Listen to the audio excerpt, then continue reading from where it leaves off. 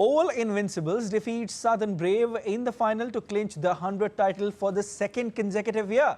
Invincibles became the first men's side to win the 100 back-to-back after they beat Brave convincingly by 17 runs.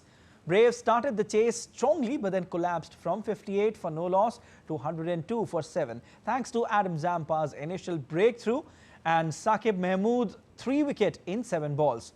Will Jacks put on a crucial all-round performance as he scored a 22-ball 37 and took the key wicket of Braves skipper. Timil Mills led the Braves attack, taking 3 for 33.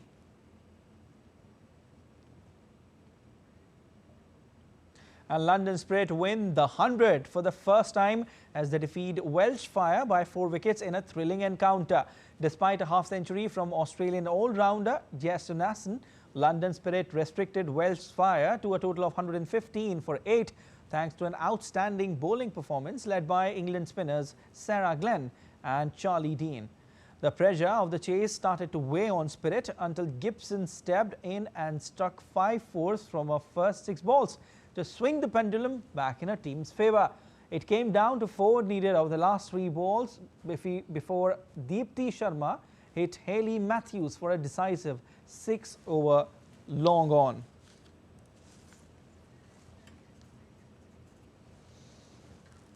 All right, and DD India correspondent Ollie Barrett joins us from London for more on this. Hello, Ollie. Oval Invincibles, you know, they became the team to win the title for the second consecutive time. Definitely a brilliant performance from the entire squad. How do you analyze this encounter, Ollie?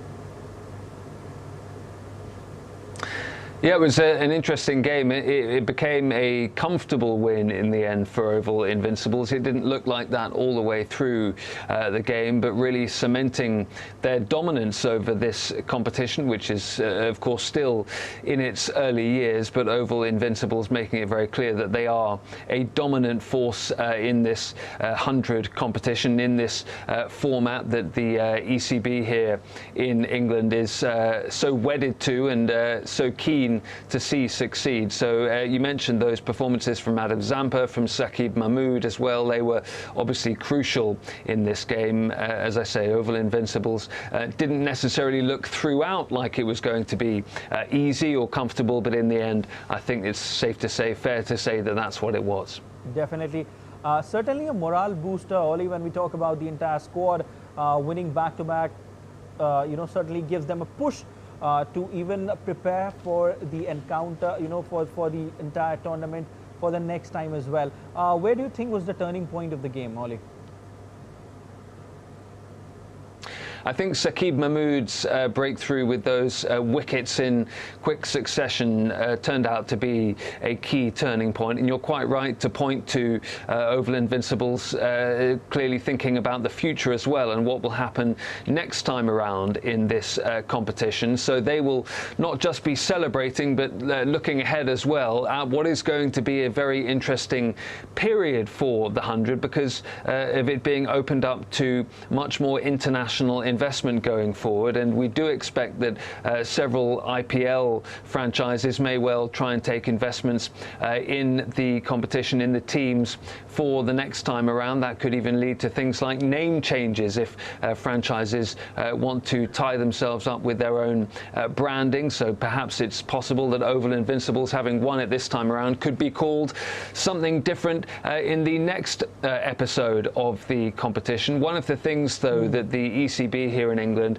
is focusing very much on when it comes to next time around is how it can continue to try and take market share at a time in the cricket calendar when you often have some of the biggest name players in cricket looking elsewhere. We saw this English summer that instead of playing in the 100, some players that the 100 might have wanted to attract were actually off in the Caribbean or the United States or even in Canada. So that will be one one of the areas that the ECB tries to focus on when it comes to keeping the 100 going, is how it works out, how it can try and compete with some of those other international competitions that take place at around a similar time. And of course, a lot of that comes down to money, and that takes us back to that question around investment and the possible investment from overseas into some of the 100 teams, and can they better compete for some of the biggest international cricket stars?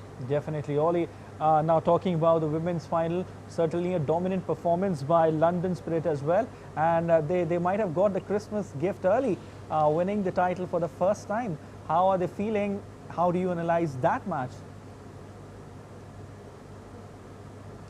Yeah, they would be delighted with that. So both the men's and the women's competition effectively with London teams. So London very much dominant in both formats of the game this time around. Deepti Sharma's 6 to win the game as it went down to the final overs was clearly the highlight, clearly the moment that people have been replaying over and over again on social media, and sharing clips of that 6, which just crept over the line with the South African fielder unable to take a catch, which could have changed the outcome of that game. One of the other things to say about the women's final is that it was watched by over 22,000 people at Lord's. That is a record in terms of the crowd for the women's game in the 100 competition. And then you saw that moment again at the end, where the women's team and the men's team that had been victorious celebrating at the same time. Those fireworks, that's the glitz and the glamour that the ECB have always said would be the kind of thing that can help attract crowds to these matches, but also crucial that the ECB having the women's format and the men's format being celebrated in the same way, in the same style, and the ECB insistent that the 100 has been very beneficial for women's cricket, and clearly that is something that they want to see continuing in the years ahead. All right, thanks for your analysis, Ollie.